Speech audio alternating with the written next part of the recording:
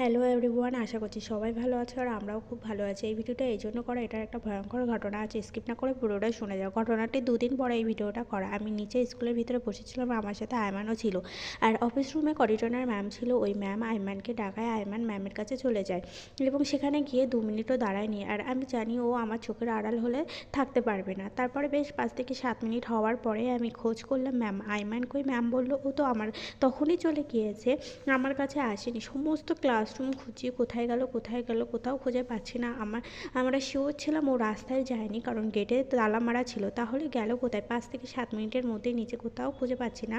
আমি তো রীতিমতো কান্না শুরু করে দিয়েছি। ম্যামরা আমাকে বলছে শান্ত হও। আমি মা হয়ে কীভাবে শান্ত হয়ে থাকতে পারি? তারপরে খোঁজাখুঁজি করে ওকে মিললো আমাদের রুমে, যেটা কিনা 3 তলায়।